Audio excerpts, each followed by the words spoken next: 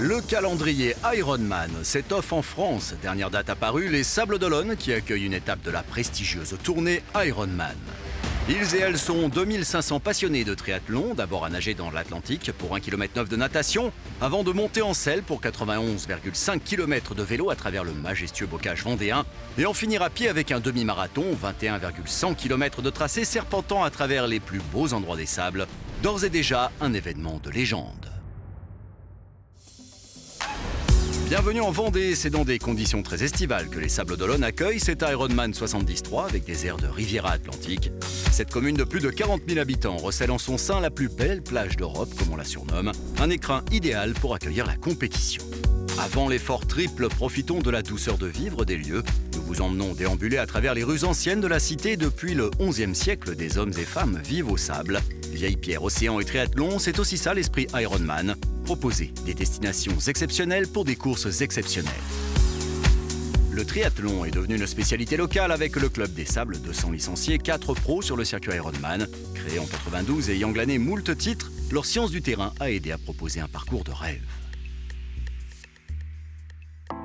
Se sont donné rendez-vous ici des milliers de triathlètes amateurs et professionnels. Nous avons accompagné au petit déjeuner l'un des pros, parmi les plus en vue et les plus expérimentés, un quadragénaire belge, Frédéric Van Lierde, déjà champion d'Europe longue distance en 2007, champion du monde Ironman 2013 et bien souvent sur les podiums des courses Ironman, et licencié du Club des Sables, le club local, séquence découverte du bonhomme.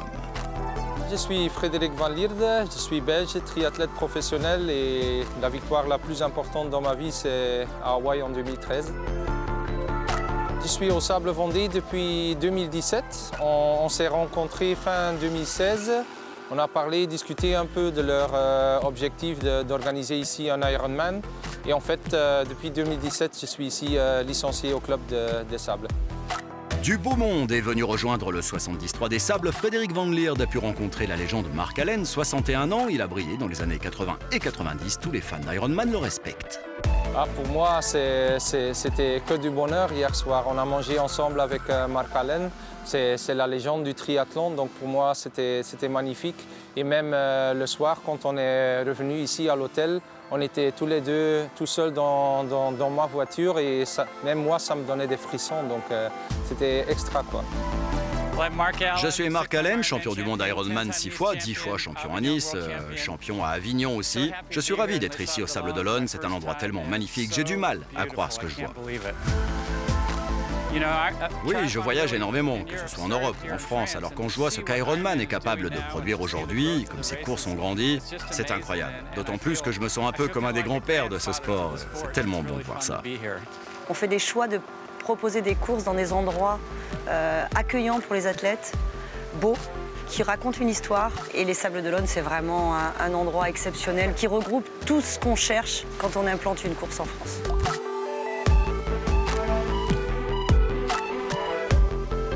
Je m'appelle Denis Chevreau, j'ai 31 ans, j'ai commencé le triathlon à 23 ans en m'inscrivant sur un Ironman. Je suis un nageur de formation et je suis sur le circuit professionnel depuis 2012.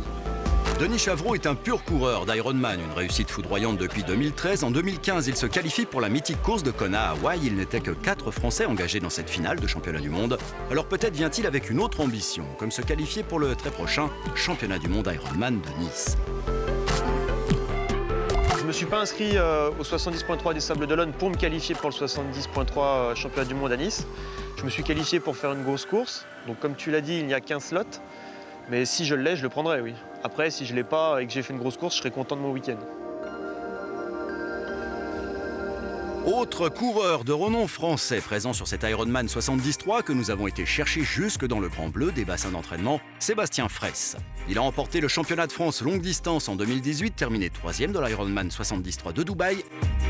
Sébastien Fraisse, donc je suis triathlète professionnel depuis cette année, c'était une étape que j'ai franchie. J'ai terminé récemment 3e à Dubaï pour ma première course en professionnel. Je suis top 10 au championnat du monde et je viens ici pour essayer de faire une grosse performance.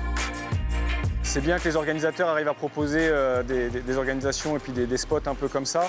En tant qu'athlète, c'est toujours, on a la boule au ventre. C'est comme un triathlon à Paris avec la Tour Eiffel, c'est comme à Dubaï où on passe sous Burj Khalifa. Enfin, tout ça, c'était quand même c'est impressionnant. Côté filles, les distances courtes comme le XXL lui réussissent, c'est la classe Ironman faite femme. Jeanne Collonge, j'ai 32 ans et je suis au club du triathlon Sable-Vendée et je vais participer demain au 73 des Sables d'Olonne, la première édition.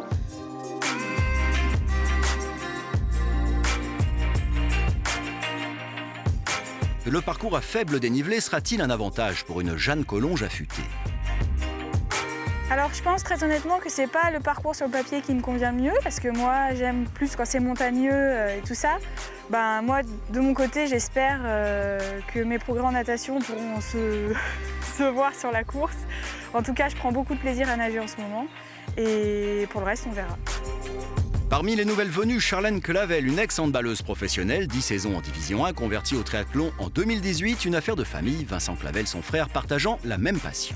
J'ai commencé par le handball, moi. J'ai fait 8 années en tant que professionnelle et j'ai voulu en fait tenter un petit peu un défi fou et tenter un sport individuel. C'est vrai que j'ai mon petit frère qui baigne dans le triathlon depuis quelques années. Et j'ai voulu me tester et voilà, tester cette discipline que j'aime particulièrement, en tout cas tester le triple effort et voilà, ça fait tout juste, j'ai démarré en juin dernier.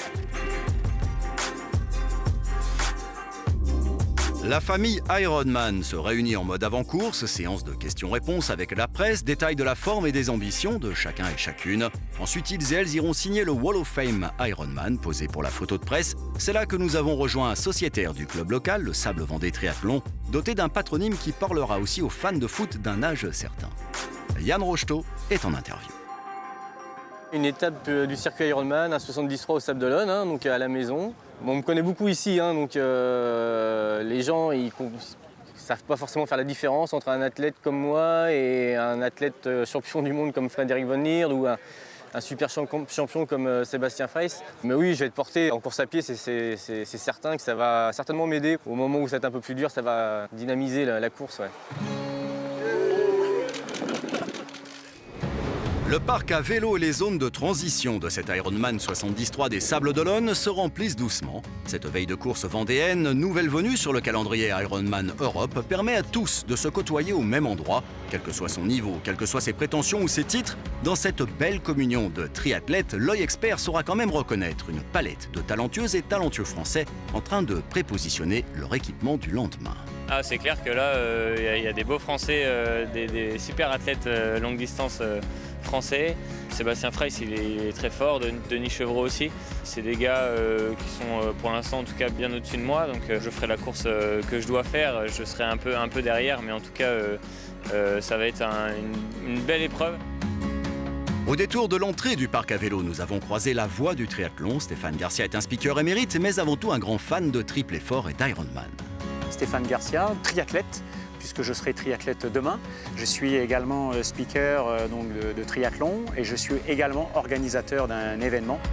Je suis à 100% pour ce type d'épreuve, c'est-à-dire qu'effectivement, on sait que le label Ironman attire les foules, que ce soit les athlètes ou les accompagnateurs, le public en général. C'est un triathlon au cœur de la ville et souvent, je le dis moi en tant qu'organisateur, il ne faut pas éloigner les triathlons des cœurs de ville, il faut au contraire les ramener dans les cœurs de ville pour que le public soit là et présent pour accompagner, soutenir et encourager tous les athlètes. Donc je crois que tous les ingrédients sont réunis pour qu'on passe une excellente journée dimanche.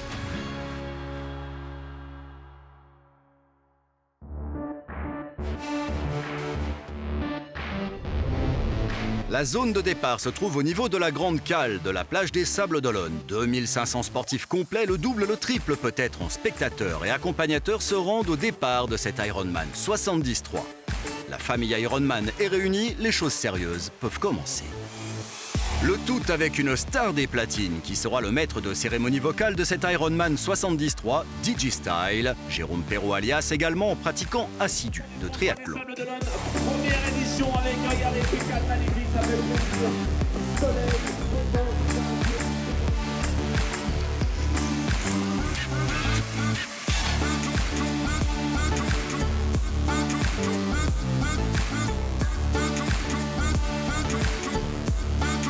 Pour les gens qui prennent le départ ce dimanche, deux choses. La première, n'oubliez pas que vous vivez un rêve éveillé. La deuxième, profitez de cette journée car elle restera gravée en vous pour toujours.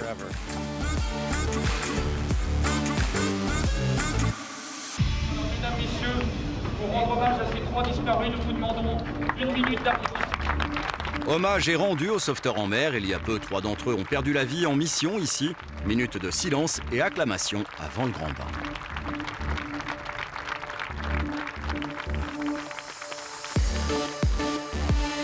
Juste 1 minute avant le départ de natation, je pense à ma technique de nage, la cadence de bras que je dois avoir, à quel moment je dois placer ma respiration. Je suis déjà dans ma nage en fait, je pose ma nage dans ma tête. 10h15, le départ pro-homme est donné. Tous les engagés du jour vont affronter le même tracé, une distance dite half en anglais, soit la moitié de la distance mythique Ironman. 1,9 km de natation en eau libre, 91,5 km de vélo et 2100 de course à pied. La course débute depuis la promenade de Clémenceau, puis les triathlètes nagent 1,9 km à travers le canal historique du Vendée Globe. Une poignée de minutes plus tard, au tour du contingent pro-filles de s'élancer. Un groupe compact comprenant les Françaises Jeanne Collonges, Lena Bertolo-Moritz, l'États-Unienne Kelly Filnau, l'Allemande Anne Reichmann et Francesca Sanjana du Royaume-Uni. Un top 5 de filles surentraînées et déterminées qui vont se battre pour le podium.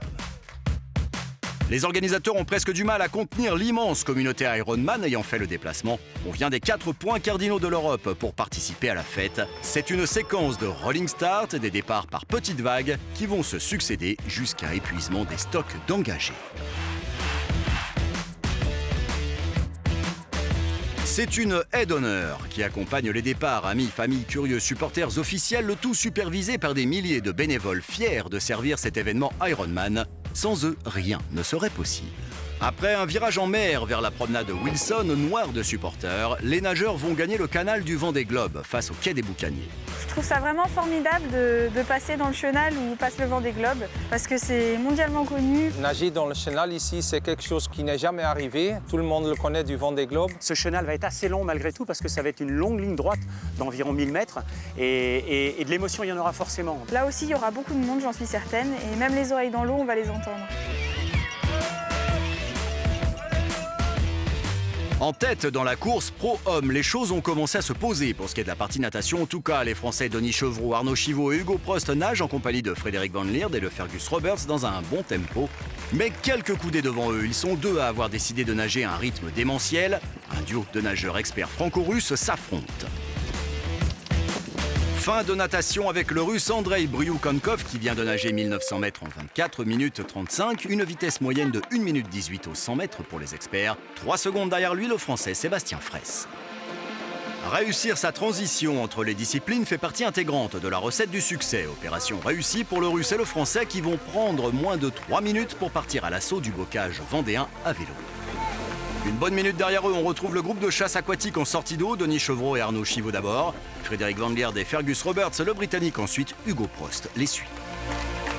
Le Sablé Yann Rocheteau reste sous la barre des 30 minutes avec un chrono à 29,51, signant là par là même le 14e temps pro.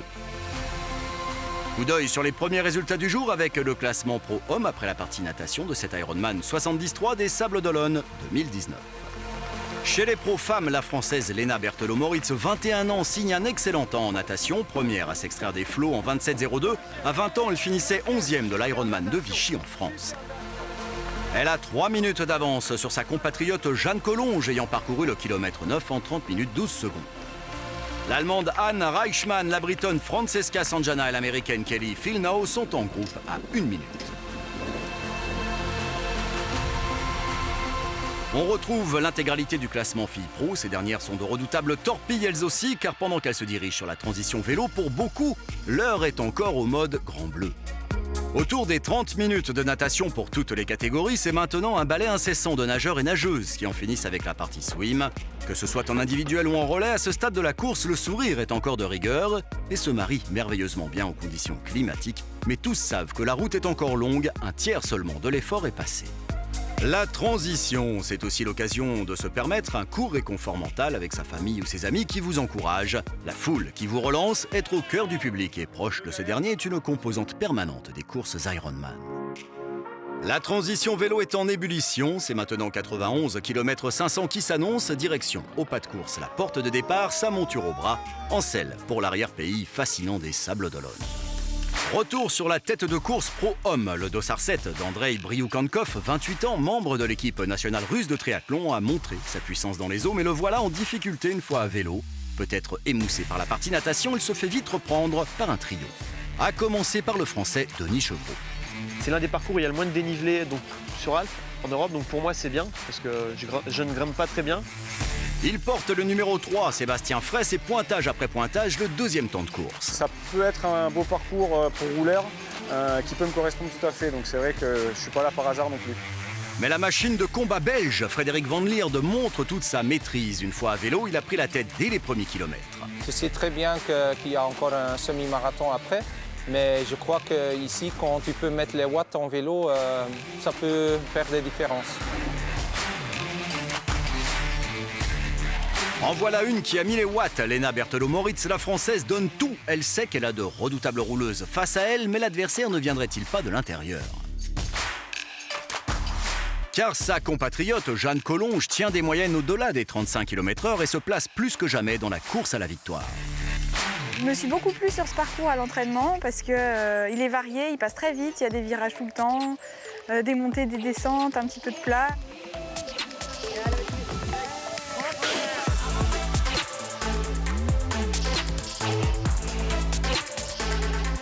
La plus redoutable niveau chrono en pro sera Anne Reichmann, une habituée du circuit Ironman qui ne cesse de progresser. L'Allemande sera le meilleur temps du jour sur le vélo, une sportive qui a de l'ambition et de la progression dans le triathlon. Il faudra cependant compter sur Francesca Sanjana, venue faire de la concurrence à tout ce beau monde. Elle a remonté toutes ses opposantes et roule à peu de choses près dans le même tempo que l'Allemande. Après ce qu'on prit comme avance sur la natation les unes et ce qu'on reprise les autres, à la sortie du vélo, il va falloir trouver les ressources pour exceller à pied.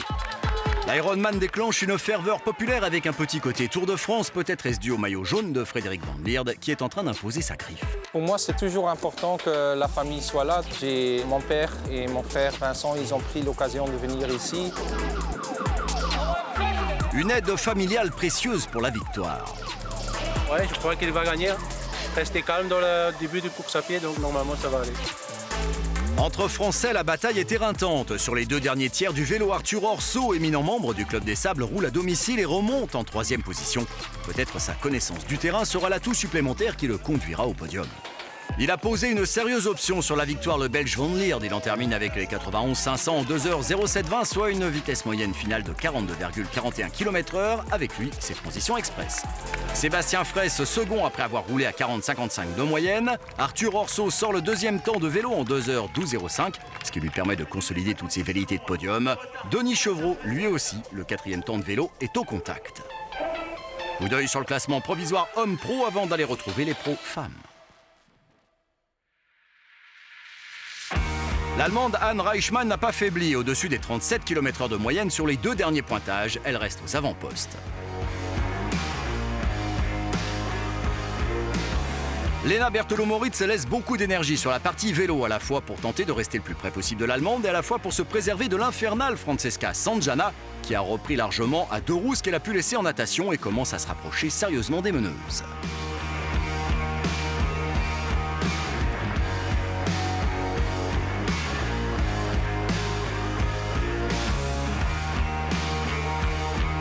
Jeanne Collonges reste en embuscade, tandis que certaines s'escriment à remonter. Elle joue peut-être la carte de la gestion de course.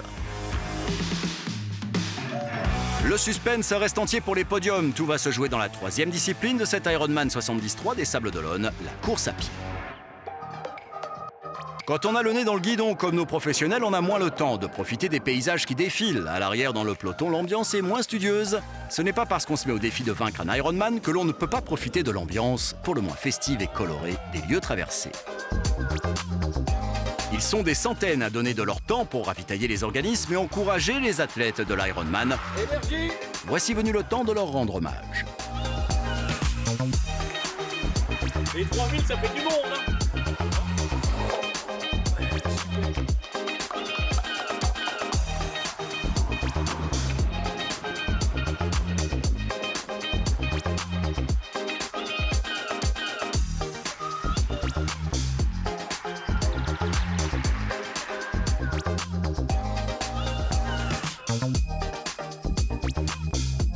Pour le gros du peloton aussi, il est temps de poser le pied à terre. Retour au centre-ville des Sables d'Olonne, autour de Notre-Dame de Bonport. Le parcours à pied se fait en 3 boucles, longe le port et bifurque sur l'emblématique promenade Clémenceau, puis demi-tour au lac de Tanchet. En longeant la forêt urbaine de la rue de Lierre, vos yeux vont adorer le voyage. Chaussures oranges et foulée déterminée, Frederik Van Lierde semble intouchable. La course à pied permet un pointage tous les 2 km environ. Il a la régularité d'un métronome. Il gère son effort, mais sait que sur un Ironman, anything is possible. Tout peut encore arriver, car cette partie à pied compte quelques menus pieds. Il y a des petits passages dans le sable. Si on a les jambes un peu lourdes, ça peut faire une sacrée différence, oui. Ça va durcir la course à pied. Le soleil n'est pas que l'ami des sportifs. La chaleur et le rayonnement au sol sont intenses et rendent la lutte acharnée encore plus difficile entre Denis Chevreau et Arthur Orso qui sont à la lutte pour la 2e et 3e place.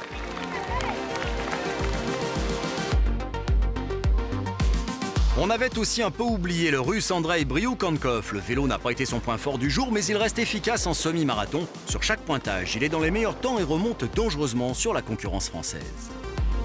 En pro-femme, l'heure du dénouement final aussi se rapproche. L'Allemande Anne Reichmann aura été vaillante de bout en bout, mais à ce stade de la course, elle sait qu'elle ne pourra pas contenir plus longtemps. Francesca Sanjana qui se rapproche et va la doubler. À ce moment-là de la course, la Britannique sait que la victoire est à portée.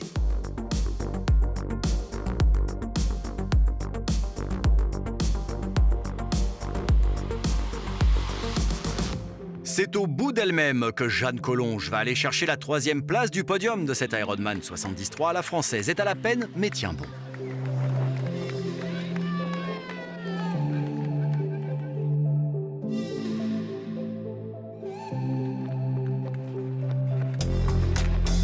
Arthur Orso, le licencié du Club des Sables, en a lui encore assez sous le pied pour maintenir une cadence lourde à suivre. C'est la dernière boucle et le Belge Frederik Van Lierde continue son leadership. Il a rejoint le Club des Sables d'Olonne en 2017. Il met ce dernier à l'honneur. Denis Chevreau, le Français, est second. Arthur Orso, 3e. Ne rien lâcher maintenant est leur devise.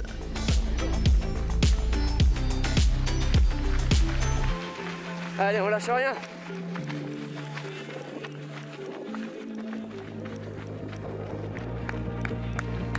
Il a la foulée légère du vainqueur en fin de parcours, plus que quelques mètres d'effort et l'Ironman 73 des Sables d'Olonne 2019 est pour lui. Frederik Van Lierde et l'Ironman ne vendaient aujourd'hui 3h56 minutes et 46 secondes d'une course acharnée et consécration pour le Français Denis Chevreau, 2 minutes 11 de plus au compteur général, second. Arthur Orso met la Vendée sur le podium avec une 3e place sur cette première édition ici. J'étais vraiment motivé parce que c'est mon club, c'est la première organisation et je savais très bien si je gagne ici, pour eux c'est le jour parfait, quoi. Alors, en course à pied, j'ai du mal à me mettre en route. Ouais, je pense que le premier tour, ça a dû être le plus lent pour moi. Mais après, j'ai trouvé mon rythme de croisière et donc j'ai réussi à aller chercher la 2e place. Francesca Sanjana peut exulter à son tour. Cette première édition est pour elle en 1h25:40. Anne Reichmann, seconde, a le sourire des grands jours. Grande performance pour l'Allemande qui en conclut en 1h29:48. Jeanne Collonges peut brandir fièrement la banderole d'arrivée à son tour, 3e en 1h31:30. C'est déjà pour moi vraiment très bien de finir sur le podium et en plus avec ma qualif pour Nice, c'est super parce que Nice c'est une course que j'adore, ça grimpe et moi j'adore grimper et d'ici là j'aurai le temps de me réentraîner comme il faut, de faire le foncier qu'il faut à pied et d'arriver plus préparé, plus en forme qu'aujourd'hui. D'avoir tout ce support de la foule, notamment en vélo, où on entend « Allez, allez !» c'est vraiment sympa parce que souvent sur les autres courses, on part en vélo, tu passes des heures dessus, tu reviens sans avoir croisé personne. Cet Ironman, c'est à l'opposé, c'est merveilleux. Je crois que je n'ai jamais vu autant de spectateurs, que ce soit sur le vélo ou sur la course à pied. C'est vraiment incroyable d'avoir le support de tous ces gens. Pour parfaire les choses, nous vous proposons les tableaux de résultats finaux de cette première édition de l'Ironman 73 aux Sables d'Olonne. Surprise pour Stéphane Garcia, au finish, c'est Marc Allen qui vient récompenser en personne ce dernier. Dès qu'il y avait le public, on n'avait plus de douleur, on volait, on se sentait bien.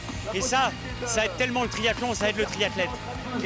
Normalement, ça prend des années pour construire une course. Celle-ci, en une édition, a ravi tout le monde. Il y avait vraiment du monde partout, on allait dans le moindre village, on était vraiment encouragés, et ça jusqu'à la ligne d'arrivée.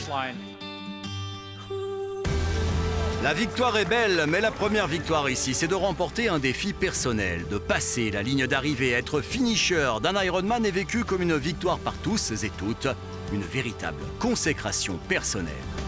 Le triathlon version Ironman, c'est une communauté planétaire, une tournée mondiale de légende qui s'arrêtera désormais au Sables d'Olonne puisque cette étape inaugurale connaîtra une suite en 2020.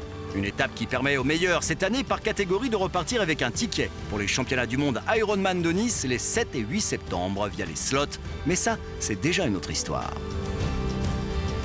Et puis spéciale dédicace à Charlène Clavel qui a emporté haut la main son groupe d'âge en 4h31-37. C'était un petit peu un test et je ne pensais pas être à ce niveau-là aujourd'hui, surtout après peu de temps dans le milieu du triathlon. Donc j'aimerais peut-être un jour passer professionnel et pouvoir le réaliser plus simplement parce qu'aujourd'hui allier les études et le triathlon en même temps c'est difficile. Ouais. Venez vous aussi vivre l'aventure Ironman. Côté spectateur, bénévole ou engagé, la première rencontre pourrait se faire sur le www.ironman.com.